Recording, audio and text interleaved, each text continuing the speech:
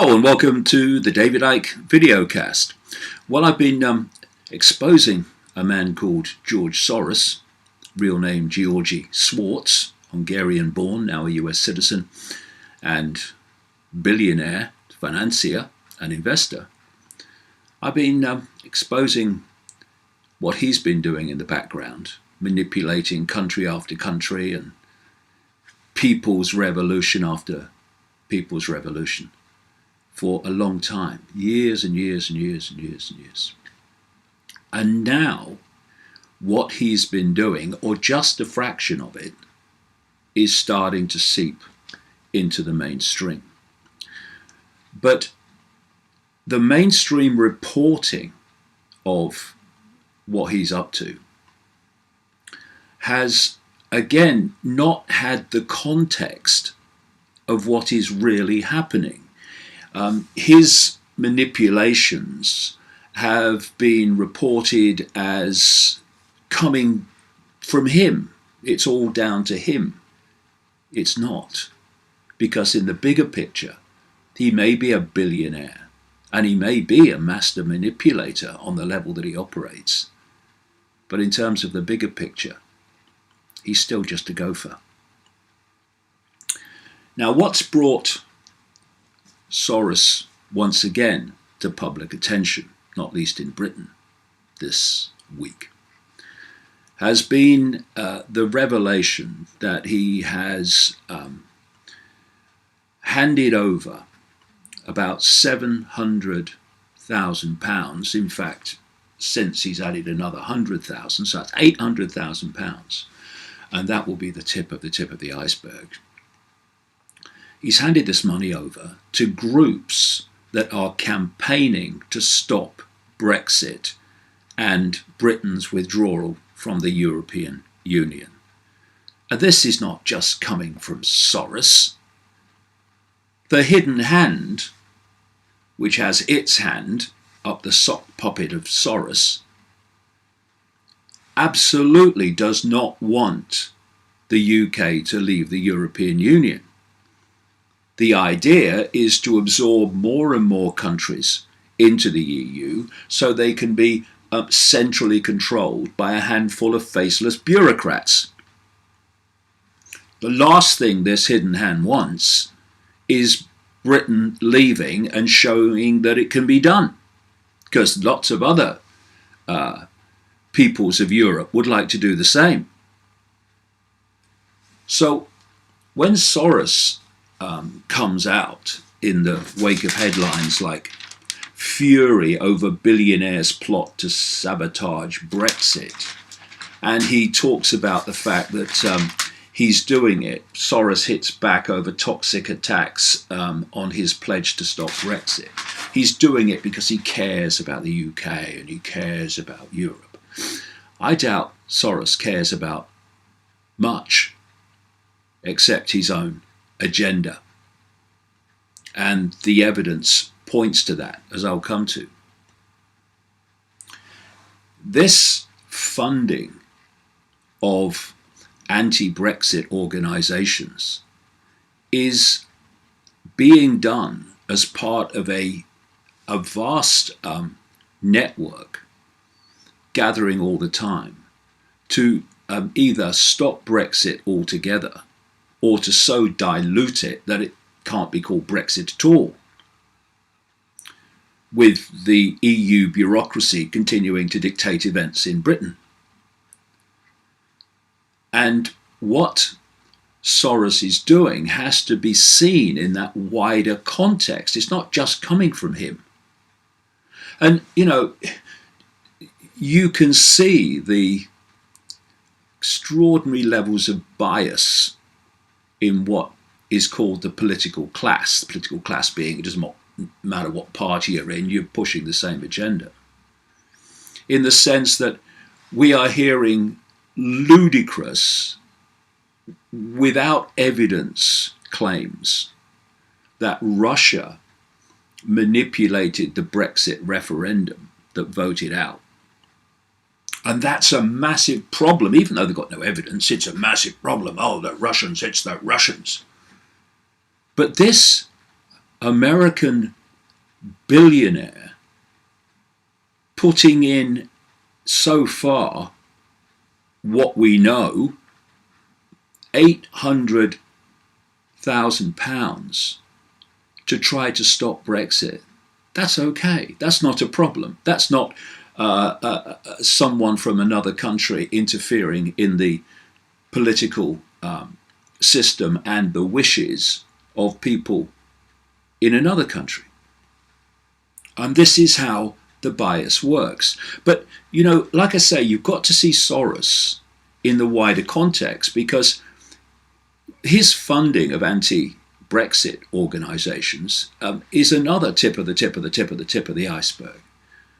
Once again, I've been exposing him in the books for such a long time for the work of his front network, one of them, which is known as the Open Society Foundations.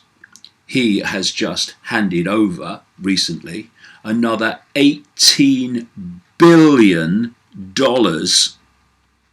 to the Open Society Foundations.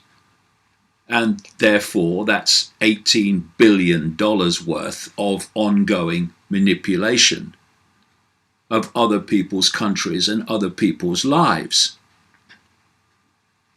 Soros's networks and what are called NGOs, non-governmental organisations, Soros fronts, have been involved in the manipulation of so-called people's revolutions year after year after year, like the Orange Revolution in Ukraine in 2004, the Rose Revolution in Georgia, the second Ukraine revolution that was nothing more than a US coup on Ukraine, putting in their puppet Poroshenko.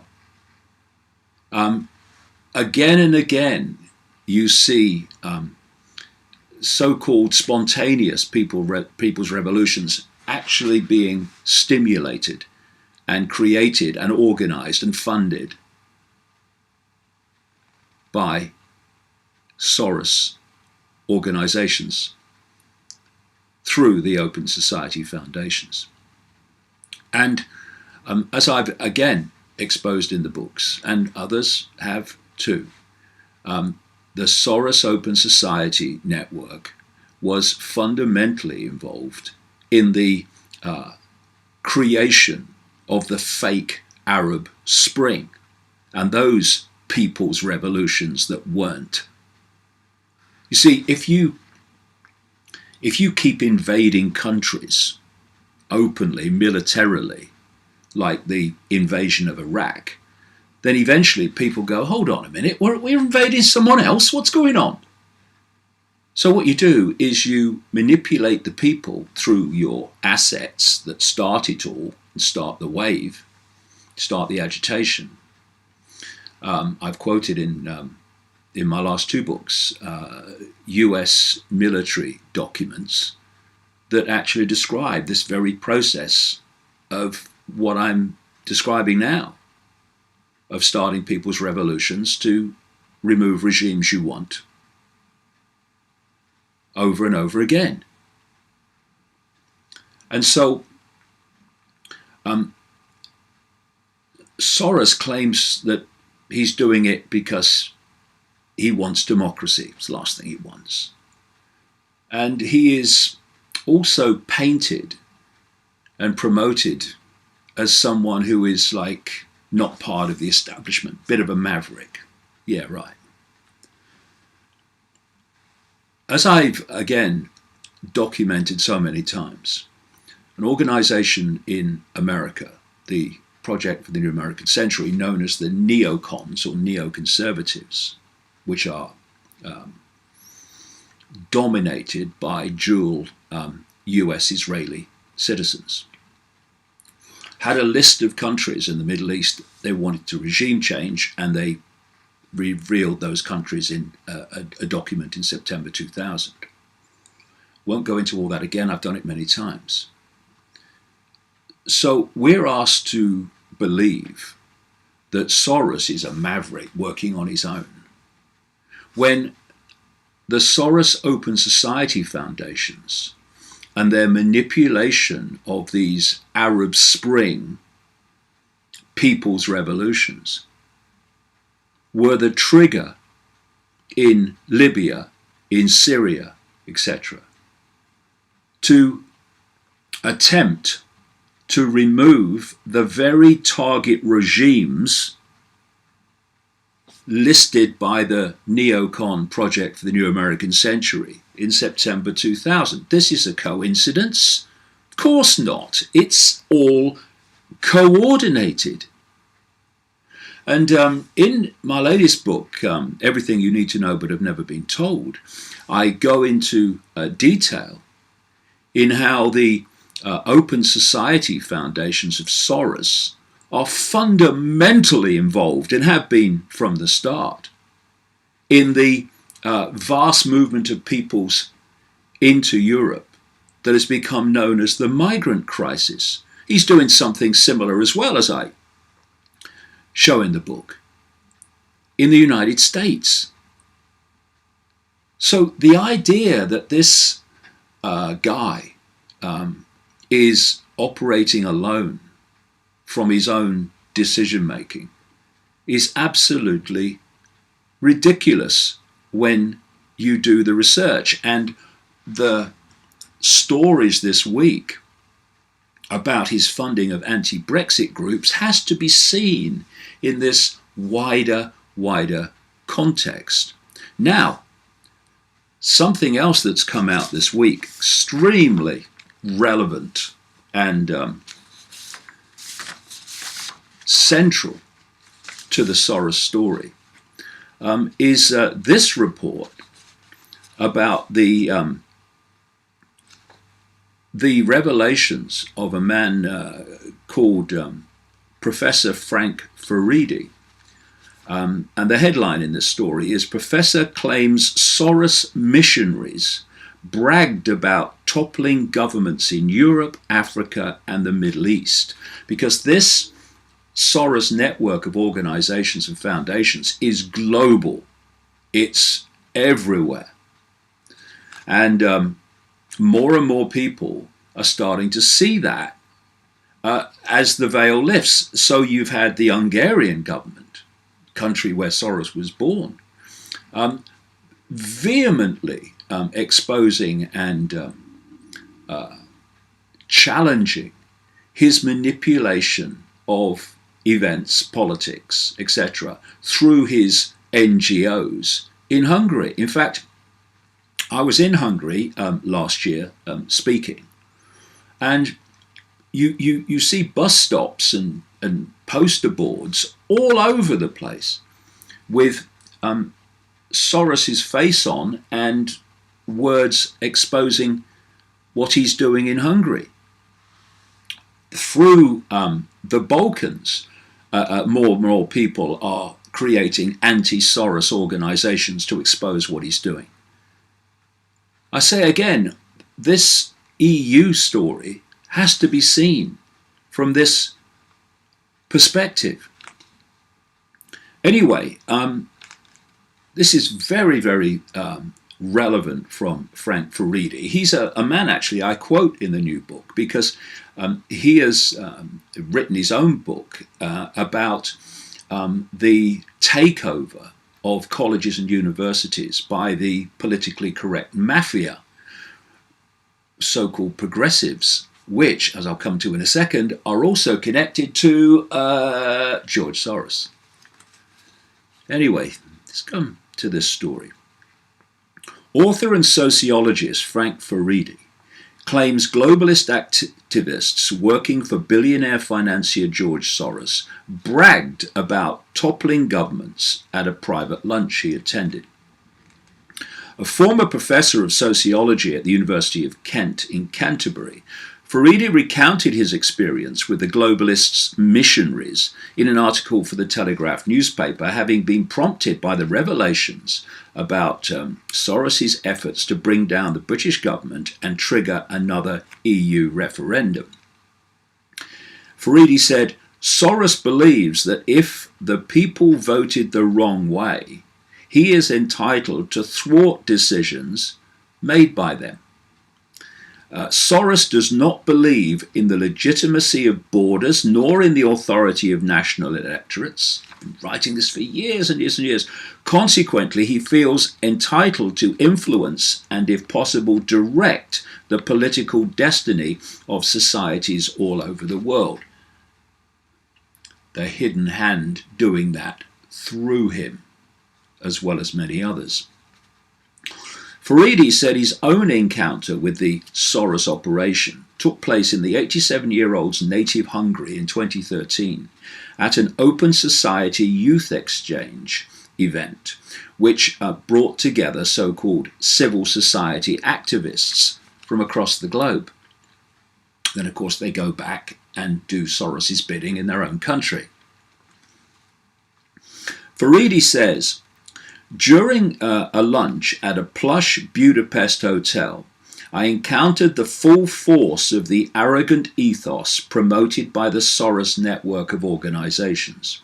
At my table, I listened to Dutch, American, British, Ukrainian, and Hungarian representatives of Soros NGOs boast about their achievements. Some claim that they played a major role in the Arab Spring in Egypt.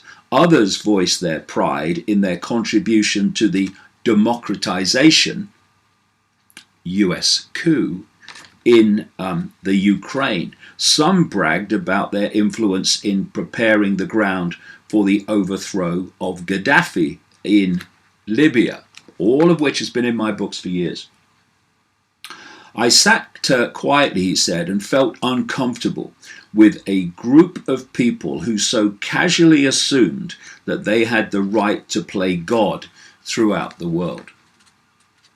And the story goes on. Foreign intervention has changed the North African country of Libya into a failed state where jihadists are at large, black Africans are sold openly in slave markets, and criminal people smugglers coin a handsome profit ferrying illegal migrants into Europe, often with the assistance of NGOs linked to Soros.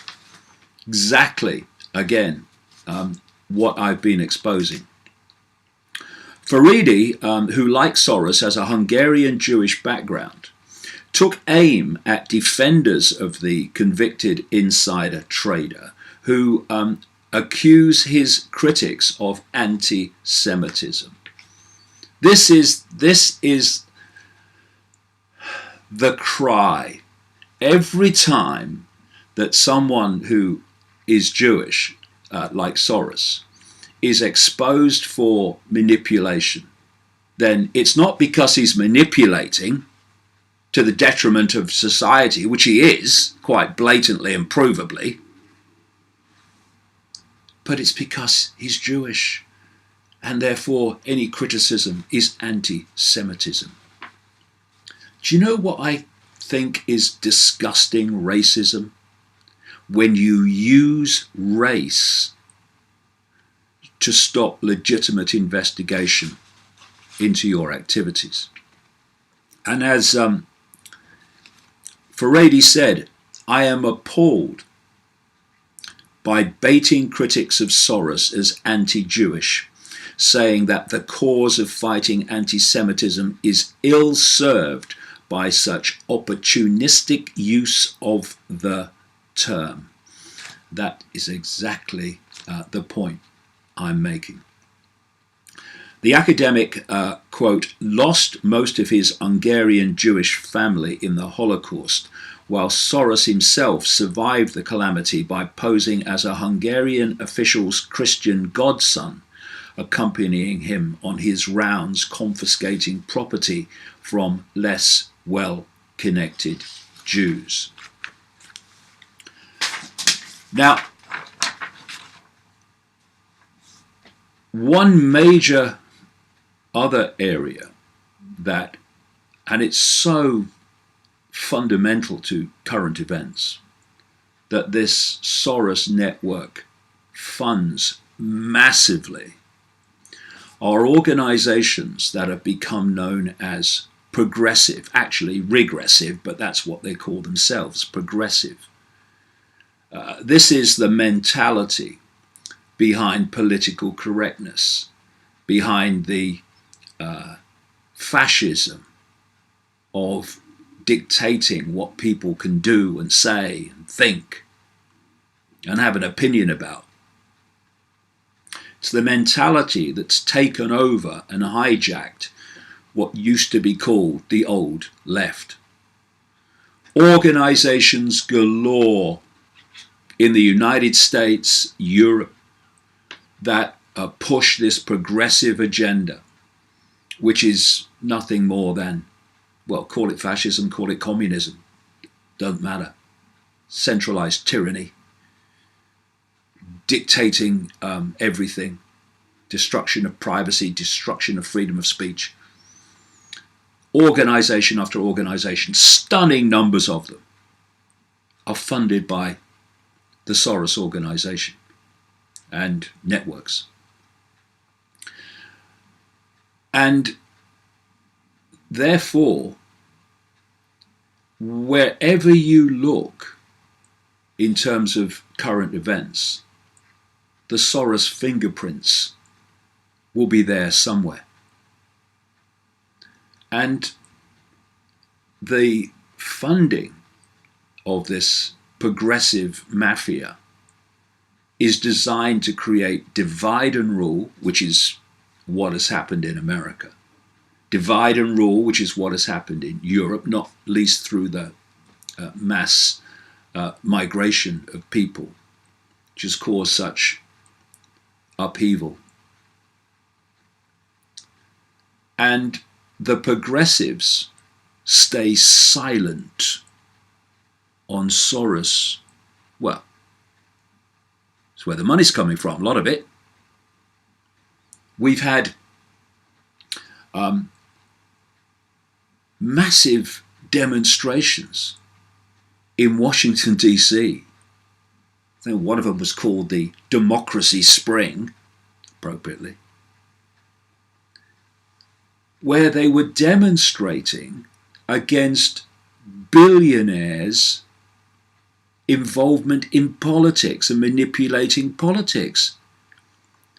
And the central organizations that organized that demonstration are funded by Soros. And this idea that he's some kind of caring philanthropist that supports the causes of the progressives and the left can be summed up in this quote from him. He said, "I am basically there to make money. I cannot and do not look at the social consequences of what I do."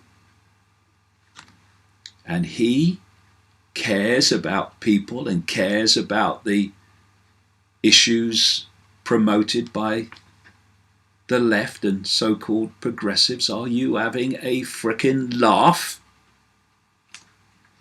And then again, in 1992, Soros bet against the UK pound sterling to the cost to the UK Treasury of £3.4 billion lost, which could have been spent on other things because of his betting against the pound. And he himself, as a result of that, is estimated to have made around $1 billion in a matter of hours.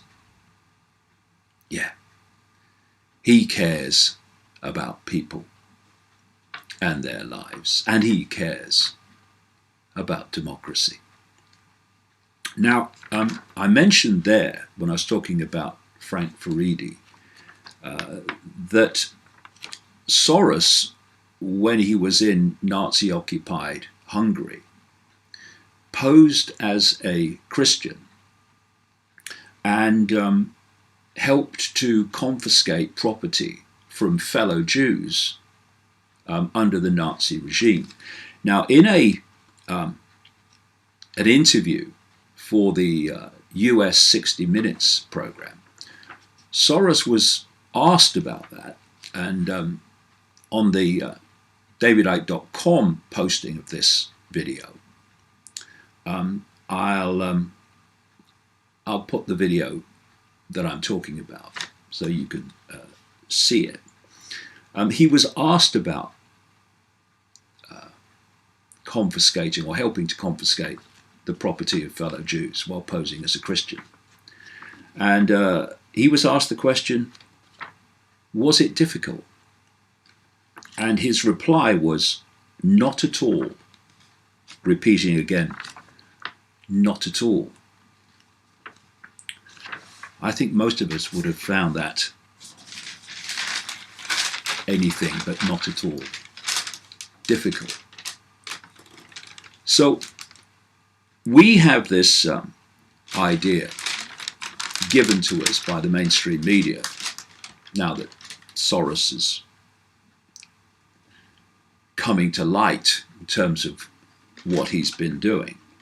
And the kind of theme can be summed up in this headline, God complex of the man who can't stop meddling with other countries' affairs. Well, maybe he has, and maybe he can't. But like I say, it doesn't stop with him. This global network that I call the hidden hand controls global finance. It can make stock markets go up or down at will by moving its trillions and trillions of dollars around the markets to make it go up or make it go down. And if you know the market's going down, then you get out of that which is going to fall. If you know the market's going up, you get into that which you know is going up. And one of the great tricks that this hidden hand uses, and its many, many gophers, who often become very, very rich as a result of it, serve the system, serve the hidden hand, and you get very well rewarded. One of the tricks is that you get out of that which you know is coming down because the hidden hand's going to make it so. And then it falls, the stocks fall. And then when you know the stocks are as low as they're going to go, you buy back in. And then more manipulation by the hidden hand of the global economy, and boom, the stocks start rising in value again, and you not only make an absolute fortune, your control has increased because now you own far more than before. This is a trick that's been played again and again and again. The idea the stock market goes up and down by accident, by random chances, it's childlike in its naivety. But those that make vast amounts of money thanks to the support of the hidden hand, that doesn't come as a gift. It comes with strings attached. And those strings say that yes, you're going to make vast amounts of money. You're going to become a multi-billionaire. But a great chunk of that money has to be invested back into projects that advance the agenda of the hidden hand. For instance, look at the Rockefeller foundations over the years and what they funded. The Rockefeller foundations are basically the blueprint of how this works. And it comes with another bonus that you can give this money away to hidden hand projects while claiming it's philanthropy, and you can get tax relief on it. Everyone's a winner, except the people. And if you look, for instance, at the funding and what is funded by the Bill Gates Foundation, it's a wish list of the hidden hand. Look at what Soros funds, and it's a wish list of the hidden hand. This is how it works, and this is the context that the events of this week in relation to Soros and the anti-Brexit organisations has to be seen. They seem so powerful, these people. And on one level they are at people below them.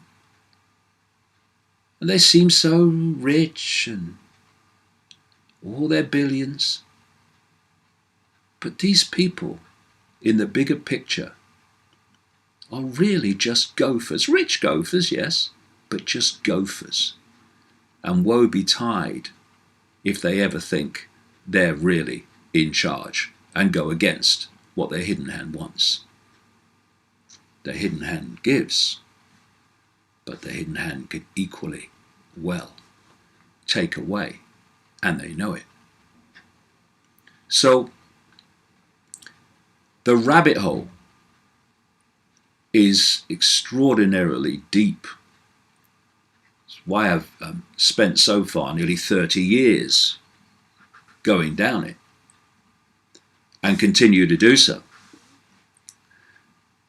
And the real point of power and decision making is way, way beyond people like Soros. But through Soros and those like him, you have an access point where you can enter the network and then dig deeper and deeper into it. And that rabbit hole is a very, very dark, sinister, sleazy place. And George Soros, like many of his ilk, is one of its public faces.